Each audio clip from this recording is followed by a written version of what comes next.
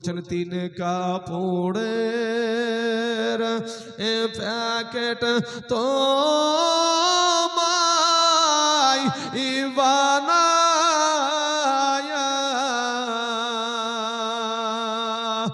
राइखा दीबे कबरेते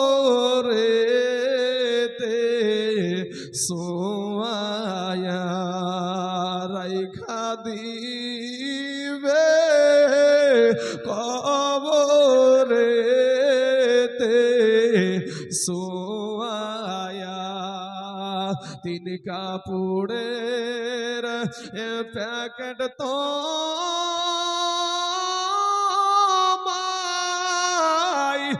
बनाया राइखा दीबे कबरेते सोया कत बाहादुरी करছো রে এমন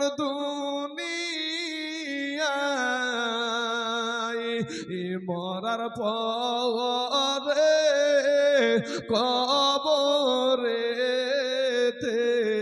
কি হবে উপায় মরার পরে কবরেতে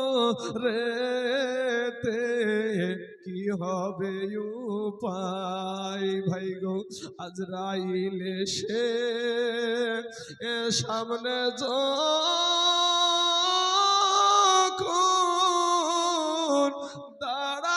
দাঁড়াবে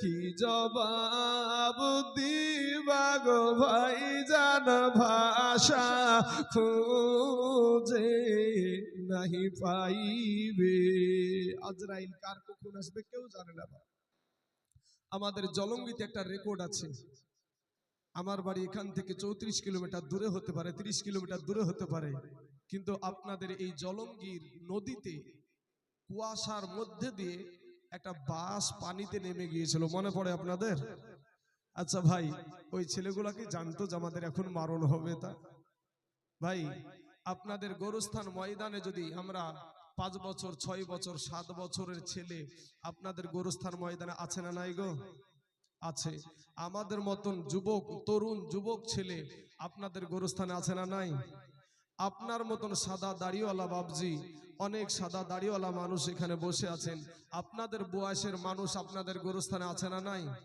আসার সিরিয়াল আছে ভাই যাওয়ার কোনো সিরিয়াল নাই বাবারা ও গো আমার পর্দার আড়ালের মা খেলা গো জীবনকে জনখানা একটু নরম করে দিবেন মা অন্তরখানা একটু নরম করে দিবেন গো মা খালারা এ কালেমার ভাইরা এই দুনিয়াটা কিছুই না রে মুমিন এরে আমার নবীর উম্মতের দল মাস্তানি করিও না রে বাবা যৌবনের বাহাদুরি দেখায়ও না আসার সিরিয়াল আছে বাবা যাবার কোনো সিরিয়াল নাই ও মুসলমান যুবক জীবনের শেষ ওয়াজ মনে করে স্টেজে উঠেছি কতক্ষণ আল্লাহ বলাবে আমার আল্লাহ ভালো জানে রে বাবা এই স্টেজ থেকে যে আমি সশরীরে নামতে পারবো এটার কোনো গ্যারান্টি নাই আজরাইল এসে কিছুদিন আগে একটা ভিডিওতে দেখলাম ওয়াজ করতে করতে মৌলানার বাবাজি বক্তা সাহেবের জীবন থেকে দেহ থেকে প্রাণ পাখিটা উড়ে গেল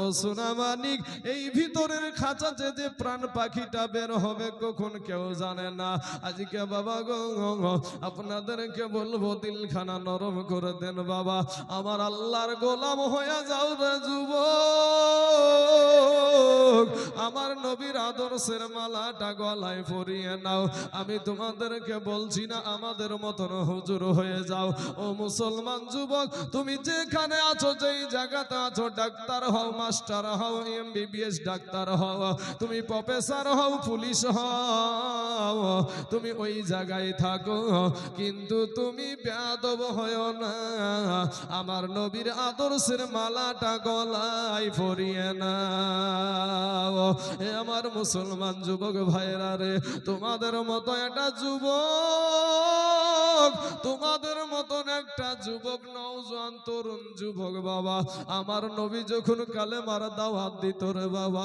আমার নবীজি আপনারও নবী আমারও নবী, সারা কুল কায়নাতের নবী, সেই নবী যখন মক্কার জমিতে কালেমার দাওয়াত দিত বাবা, কাফের বেদিনেরা আমার নবীকে পাগল বলে আখ্যায়িত করত গো। আমার নূর নবী, আমার দয়ার নবী, যেই নবী আপনার কবরে আসবে রে যুবক ভাইয়েরা, ও যুবক নওজোয়ান মা খালা গো, আজকে নবীর আদর্শতে বৃদ্ধা আঙ্গুলি দেখায় আছো মা, দুনিয়ার জমিনের জন্য পাগল,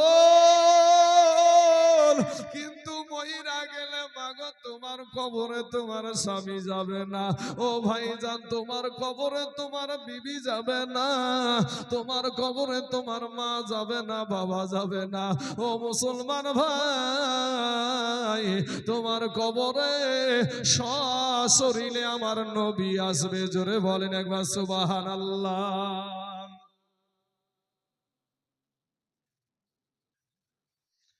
ও বাবাজি আমার সোনা মানিকের আমার ভাই জানেরা, ও গো আমার কালেমার ভাইয়েরা, আমি তোমাদের দুশ্মন না রে বাবা, আপনারাও আমার দুশ্মন না, সকলেই আমরা কালেমার ভাই।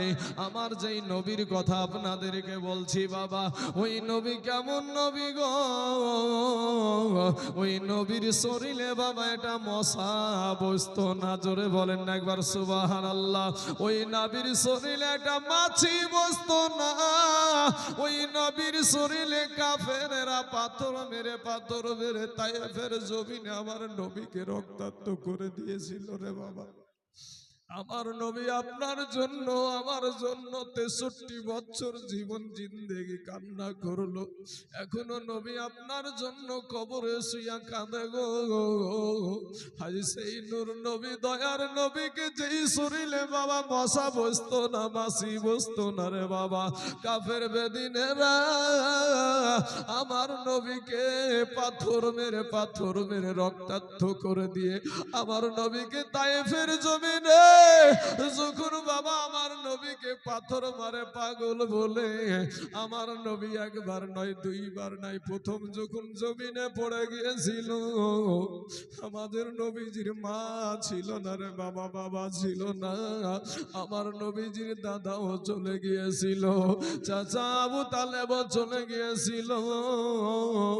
ও মুসলমান ভাইয়েরা রে আমার নবীজির মা হারায় এতিম, বাবা হারায় এতিম। কবি বলছেন বাল্যকালে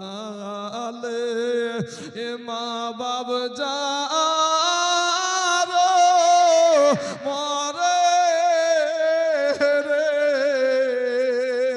তার মতন দুঃখী নাই রে জগতে, তাহার মতন দুঃখী নাই রে জগতে। আজ কারা গো কালেমাওয়ালা ভাই আছেন গো, আজকে মুসলমান ভাইদেরকে এমন এমন কিছু কথা আমি জানাবো, ইতিহাস বা ইসলামের ইতিহাস জানাবো রে বাবা। কারা জান্নাতি, কিভাবে জান্নাতি হয়, আজকে ভাই তুমি যেইভাবে চলাফেরা করছো এইভাবে তো কবরটা শান্তির জায়গা হবে না রে বাবা। এই ভারতের জমিনে বাবা একটা কিতাব লেখা হয়েছিল রঙ্গিলা রসুল নামে, আমার নবীর সম্মান নিয়ে ইজ্জত নিয়ে বাবাজি খারাপ ভাষা ব্যবহার করেছিল।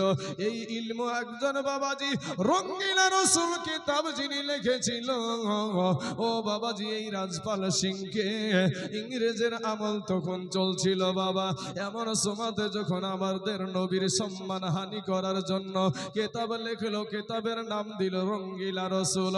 ও মুসলমান, আমার নবীকে বেইজ্জতি করার কারণে, আমার নবীর সম্মান হানি করে লেখার কারণে একটা আলেম না, একটা মুফতি না, একটা মুহাদ্দিস না রে বাবা, তোমাদের মতন বাবাজি 23 বছরের একটা যুবক, ওই 23 বছরের যুবক ছেলেটা বাবা, ওর মনে একটা তামান্না, আমার দয়ার নবী আমার মায়ার নবীকে নিয়ে যে বেইজ্জতি করেছে আমি তাকে ছাড়বো না।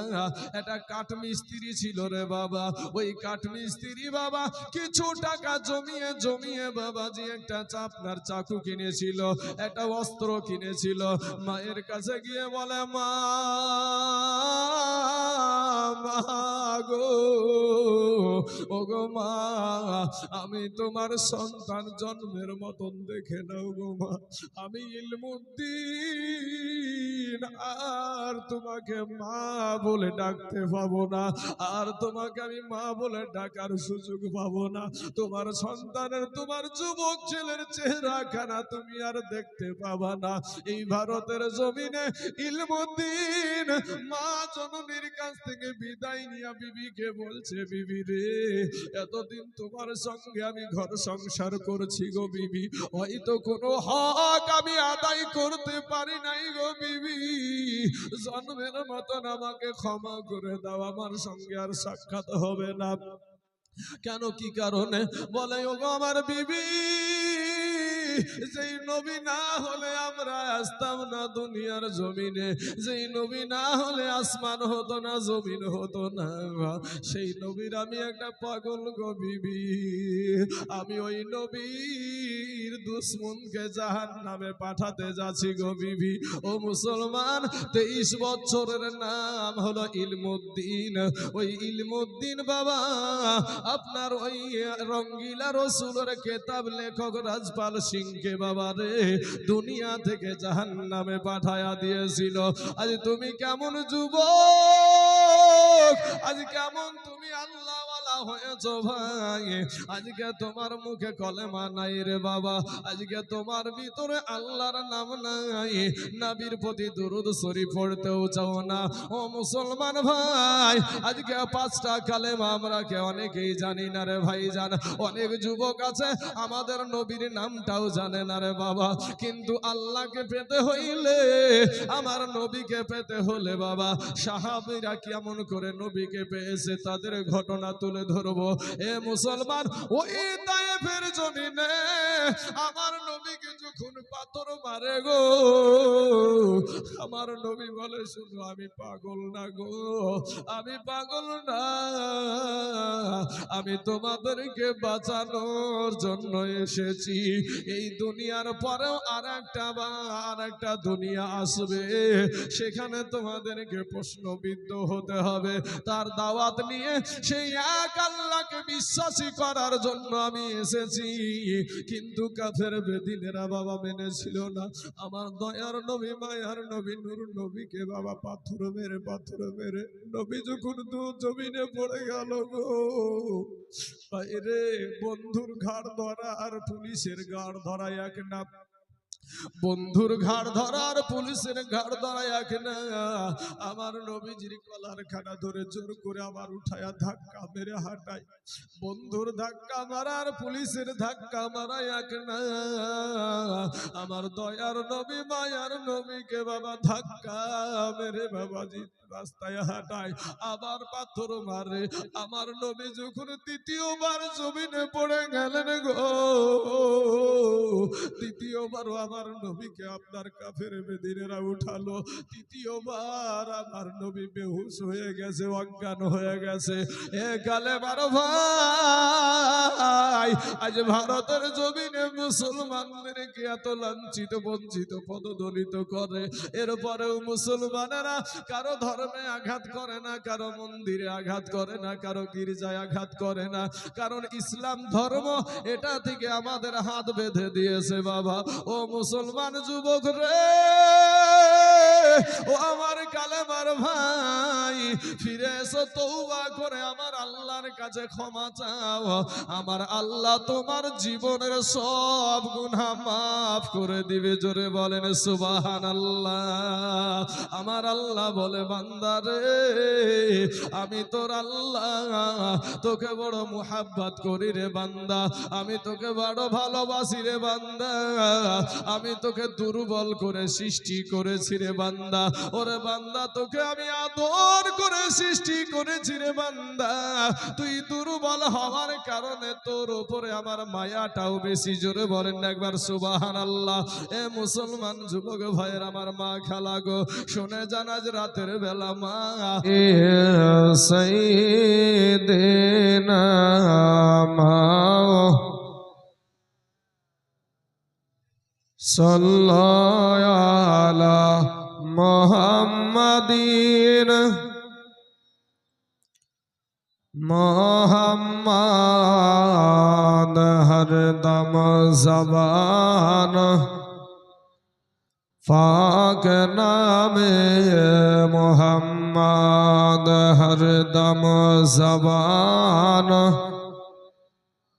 সফিয়ানা আসমানের ফা আরিশে তারা বলে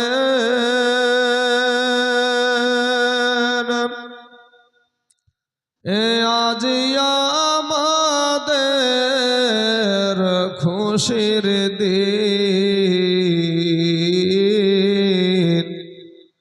আসমানের ফা আরিশে তারা বলে এ আজ আমাদের খুশির দিন। কুরাইশ বংশে জন্ম নিলেন রহমাতাল লিল আলামিন। আল্লাহুম্মা সাল্লি আলা মাওলানা মুহাম্মদ ওয়ালা আলি মাওলানা মুহাম্মদ সাল্লাল্লাহু আলা মুহাম্মাদিন।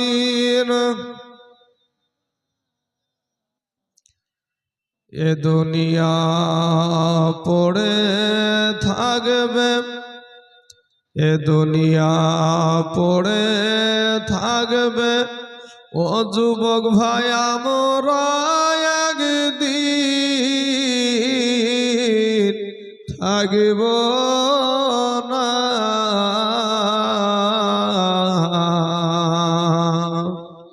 এ দুনিয়া পড়ে থাকবে বাবজি গো আমরা একদিন থাকব না।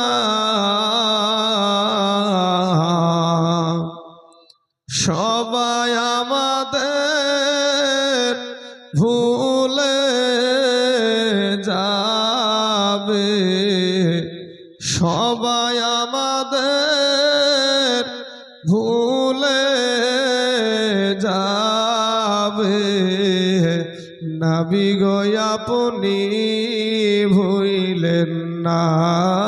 আল্লাহুম্মা সাল্লি আলা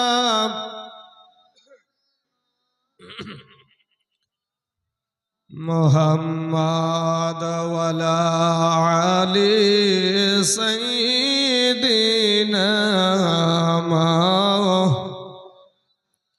মুহাম্মদ সাল্লাল্লাহু আলা মুহাম্মাদিন। মোহাম্মদ হরদম জবান সে নিকালো পাক, হরদম জবান সে নিকালো শফিআনা মুহাম্মদ সাল্লাল্লাহু আলাইহি ওয়াসাল্লাম। আলহামদুলিল্লাহ, সমস্ত তারিফ ও প্রশংসা গুণকীর্তন আরাধনা সেই মহান আল্লাহ পাক রব্বুল আলামিনের জন্য, যিনি এক দ্বিতীয় ওয়াহদাহু লা শারীক, যে আল্লাহ পাক রব্বুল আলামিন রুজি দাতা, রক্ষা কর্তা, পালন কর্তা, যে আল্লাহ পাক রব্বুল আলামিন ভালোবেসে আপনাকে আমাকে এই পবিত্র মাহফিলে আসার মতন, বসার মতন, বলার মতন, শোনার মতন তৌফিক দান করিয়েছেন, সেই আল্লাহর প্রতি লাখ কোটি শুকরিয়া আদায় করি। সকলেই একবার বলেন আলহামদুলিল্লাহ। তারপরে পরে আকাই নামদার তাজদারে মদিনা আহমদ মুস্তফা মুহাম্মদ মুস্তাফা নবী মুহাম্মদুর রাসূলুল্লাহ সাল্লাল্লাহু আলাইহি ওয়াসাল্লাম, যিনি বাবা শাহিনী শাহিজে আকার নবীগণদের সরদার মা আমিনার নূরে নজর আব্দুল্লাহর লাখতের জিগার হাউজ কাউসারের কমান্ডার নবী, আমার জান্নাতের লিডার, সেই নবীকে ইলমে গায়ব মনে করে, নবীকে হাজির ও নাজির মনে করে, নবীর প্রতি লাখ কোটি দুরুদ ও শান্তির ধারা বর্ষিত হোক, অর্পিত হোক। সকলেই বলেন আল্লাহুম্মা আমিন। সম্মানিত আমার বাবাজির, আমার ভাইজানেরা, অতি কঠিন ঠান্ডার ভিতর দিয়ে আপনারা যেই মহতি সভাতে বসে আছেন, আপনাদের চাইতে অনেক গুণে মানুষ রাস্তায় ঘোরাঘুরি করছে, কিন্তু আপনারা বসে আছেন পাগলের ন্যায় একমাত্র আল্লাহকে খুশি করার জন্য। আপনারা পাগল না বাবা, যারা পাগল তারা রাস্তায় ঘুরছে। আজ তারা রক্তর জোরে, রক্তের বাহাদুরি দেখায়া রাস্তায় ঘোরাঘুরি করছে, কিন্তু ভাই এমন একটা দিন আসবে, বিপদে যখন পড়ে তখন আল্লাহকে ডাকে, কিন্তু আমার আল্লাহ পাক কাল কিয়ামতের মাঠে বলবেন 12 বছর থেকে নিয়ে 40 বছরের ভিতরে তুমি যা আমল করেছো সেটার হিসাব দিয়ে জান্নাতে চলে যাও। এই 12 বছর থেকে 40 বছরের মানুষ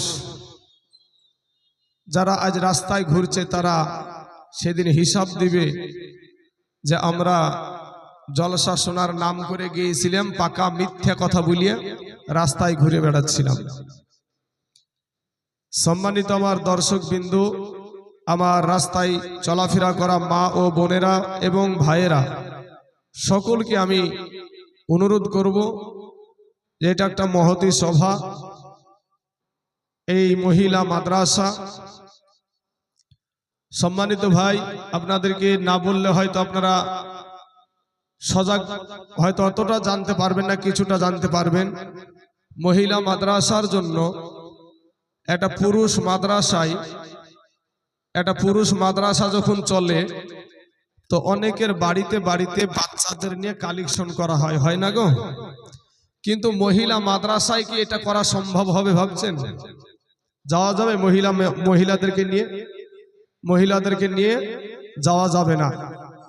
তাহলে এই মাদ্রাসা, মহিলা মাদ্রাসা চালাতে গেলে বাবাজি কঠিন অর্থের দরকার, বিশাল অর্থের দরকার। কারণ যে বাচ্চাদের দ্বারাই যে কালেকশনটা আসে ওটা কিন্তু মোটা, ছোট ছোট ছোট ছোট হতে হতে মোটা কালেকশনে পরিণত হয়, কিন্তু মাদ্রাসা, মহিলা মাদ্রাসা ওই সহযোগিতাটা পায় না। আজ এখানে কত এতিম বাচ্চা আছে বাপ, এমনও সময় হয় ভিতরটা এত মানে কষ্ট পাই যে এতিম, যারা এতিম, কিছু এতিম বাচ্চা আছে, একটা দুইটা বাচ্চা আমি নিয়ে এসেছি, তার বাবা থেকেও বাবা নাই, বম্বের জমিনে থাকতো, সেই বম্বে থেকে আমার সঙ্গে ফোনে কানেক্ট করে তার মা জননী সেই বম্বে থেকে এখানে রেখে গেছে। মা আজ বম্বে, সন্তান দুটাকে দেখার মতন কেউ নাই আমরা ছাড়া দেখার মতন কেউ নাই। এরকম দুঃখী, এরকম কষ্টর মহিলা আমাদের মাদ্রাসায় অনেকগুলো আছে, কিন্তু আজ আপনাদেরকে বলবো তাদের পাশে আপনারাও আছেন। জোরে বলেন ইনশাআল্লাহ। আছেন না নাই গো? তাদের পাশে আপনারাও আছেন, আর আছেন বলেই এই মাদ্রাসা এখানে চলছে। ব্রাদারান ইসলাম, এই সবজি পাড়ার মাদ্রাসা, সাবরামপুর সবজি পাড়া, কান্দিপাড়া, আশপাশের যত মানুষ আছেন, আপনাদের দেশের সম্পদ আপনাদের দেশেই থাকবে। অনেকেই বলে এরকম বাবাজি, তহমত লাগায় যে তারা এখানে ব্যবসা করছে। এরকম শয়তান আছে না নাই সমাজে? তারা ব্যবসা করছে। আমার বাড়ি এখান থেকে 34 কিলোমিটার 30 কিলোমিটার রাস্তা। আমার বাড়ি এখান থেকে 30 কিলোমিটার রাস্তা। মনে হয় এই মাদ্রাসাটা মাথায় করে নিয়ে চলে যাবো নাকি বাবুজি? তাহলে এই কথাগুলো যারা বলবে তারা শয়তান ছাড়া আর কিছু হতে পারে না। এটা একটা কোরআন তেলাওয়াতের জায়গা, ইলমিয়াত শিক্ষার জায়গা। এই জায়গাটা আজ থেকে নাই, যতদিন এটা চলবে ততদিন এই সাবরামপুর সবজি পাড়াতেই চলবে। আমরা চলে যাব কিন্তু মাদ্রাসা যাবে না। এই মাদ্রাসায় আমাদের মাননীয় সেক্রেটারি সাহেব, সম্পাদক সাহেব যে কথাটা বললেন যে অক্লান্ত পরিশ্রম করে তিনজন ব্যক্তি, একজন আবু রায়হান রেজা আমার নামটা করলেন, আর আবুল কালাম সাহাদি। কিন্তু আমরাই যে করেছি এই মাদ্রাসা এরকম না, আপনাদের সহযোগিতা নিয়েই এই মাদ্রাসা গড়ে উঠেছে। আপনাদের সকলের সহযোগিতা আছে। তো এই মাদ্রাসা আপনাদের দেশের সম্মান, এই মাদ্রাসা একটা দেশের ইজ্জত। এই মাদ্রাসা শুধু নাম যে এখানে আছে এরকম না। আমি বাবাজি আপনাদের দোয়াতে যত আপনার মালদা বলেন, আর উত্তর দিনাজপুর, দক্ষিণ দিনাজপুর, হুগলি বলেন, আপনার তারপরে বিহার পর্যন্ত যত জায়গাতে আমার হ্যান্ডবিলে আমার নাম লেখা হয়, তো সেই হ্যান্ডবিলে নিচে আমার ঠিকানা লেখা হয় জলঙ্গি মহিলা মাদ্রাসার পরিচালক, জলঙ্গি সাহেবরামপুর মহিলা মাদ্রাসার পরিচালক। বলেন বিহারে হয় এই প্রচারটা, যেমন আমাদের এই জালসার একটা প্রচার হলো তো নাকি, এই জালসার একটা প্রচার হলো, তো প্রচার হতে গিয়ে বলেছে যে প্রধান বক্তা হিসাবে উপস্থিত থাকবেন বাতিলের আতঙ্ক মুফতি জুবাইর হোসাইন রেজভি সাহেব, তিনার ঠিকানা যেখানে নসিপুর মাদ্রাসার শিক্ষক। যেমনি ভাবে এখানে আপনারা প্রচার করলেন, অমনি ভাবে এই তাইজুল ইসলামকে বিহারের জমিনে, হুগলির জমিনে, 24 পরগনার জমিনে যত জায়গাতে আমি জলসায় যাই, এই জায়গার এই সাহেবরামপুর সবজি পাড়ার নামটা উঠে। তাহলে এই মাদ্রাসা যদি বসে যায়, এই মাদ্রাসা যদি বন্ধ হয়ে যায়, তাহলে এই দেশের মানুষ মুখ দেখাতে পারবে? কথা বলেন না, কেন মুখ দেখাতে পারবে? তাইলে দুই একার জন্য বাবাজি যদি কেউ বলে যে ব্যবসা করতে এসেছে, তাদের কথাতে কান দেওয়ার দরকার নাই। আজকে বাবাজি এই মাদ্রাসাটা যে কত কষ্ট করে চলছে, যারা চালাচ্ছে তারা জানে। আল্লাহ তাদেরকে আমরা গালি দিব না, তাদের জন্য আমরা দোয়া করব, আল্লাহ যেন তাদেরকে হেদায়াত দান করে। সকলে বলেন আমিন। আজ আপনারা এখানে কষ্ট করে বসে আছেন 10 টাকা পাওয়ার আশায়। কি কথা আছে, আপনারা কি 10 টাকা পাবেন? 10 টাকা পাওয়ার আশায় কেউ এখানে বসে নাই, আপনারা 10 টাকা দেবার জন্য বসে আছেন। এখানে 10 টাকা পাওয়ার লোভে কেউ বসে নাই। আল্লাহ মুসলমানদেরকে যে কত বড় দানশীল করেছে আল্লাহ পাক রব্বুল আলামিন, উনি ভালো জানেন। কারণ আমাদের এখানে দেখলেন যে বাবরি মসজিদ হলো, তো বাবাজি আপনাদেরকে বলবো কি, সেখানে আমি তাইজুল ইসলাম আমার আল্লাহকে খুশি করার জন্য, কোনো নেতা ফেতাকে না, ও নেতা ফেতা টাইম আমার নাই, বুঝতে পারলেন না? আমি ওই রাজনীতি করার টাইম নাই, নেতা ফেতাকেও না। আমার আল্লাহকে খুশি করার জন্য আমি 5খানা বাড়ি থেকে ইট নিয়ে গেলাম। তো 5খানা ইট নিয়ে যাওয়ার পরে 4 কিলোমিটার আগে থেকে আমার গাড়িটা আর যেতে পারলো না, মাথায় করে বয়ে নিয়ে সেখানে নিয়ে গিয়ে দিয়ে এসেছি। আপনার লক্ষ লক্ষ মানুষ, এই মুসলমানেরা 1 টলি 2 টলি আপনার লরিতে করে ইট নিয়ে গিয়ে ওখানে দিয়ে আসছে। বাবা এরা হলো মুসলমান। আর আজ বাবরি মসজিদের যে সমস্ত হিন্দু ভাইয়েরা বাবা বিরোধিতা করছে, তারা সরকারের ছাড়া মাস্তানি দেখাতে পারে না। জগন্নাথ মন্দির করেছে কার টাকাতে? জনগণের ট্যাক্সের টাকাতে করেছে। হ্যাঁ, জনগণের ট্যাক্সের টাকায় করেছে। ওটাতে আমারও অধিকার আছে, একটা হিন্দুর আছে, খ্রিস্টানের আছে, বৌদ্ধদের আছে, সবার আছে। কিন্তু বেলডাঙ্গাতে যে বাবরি মসজিদটা হচ্ছে, তো সেখানে শুধু মুসলমানদেরই, তাদেরকে কারো কাছে কিন্তু কোনো বিধর্মী ভাইদের কাছে আমরা চাইনি, কিন্তু মুসলমানেরাই দিয়ে বাবাজি ওখানে পাহাড় লাগিয়ে দিয়েছে, ইটের পাহাড়। তো সম্মানিত বাবাজি আমার ভাই, আমি আপনাদেরকে বলবো যে আপনারা যে কষ্ট করে বসে আছেন, আমি আপনাদেরকে বলি ভাই, এই কষ্ট করার ফল কেউ যদি না দেয় আপনাদেরকে, আপনার আল্লাহ দেবে, আপনার আল্লাহ দেবেন। এটা বিশ্বাস রাখেন, এটা বিশ্বাস রাখেন। সারা জীবন দুনিয়া দুনিয়া করে আমরা চললাম ভাই রে, যারাই আমাদের, যাদের জন্য আমাদের দুনিয়া করছি, সবাই স্বার্থে স্বার্থের পাগল, স্বার্থে আঘাত লাগলেই তারা বেকা হয়ে বসবে। আল্লাহ পাক বলছেন কুল্লু নাফসিন যায়িকাতুল মাউত, হে বান্দা যার নাফস আছে তাকে মৌতের স্বাদ একদিন চাকতেই হবে।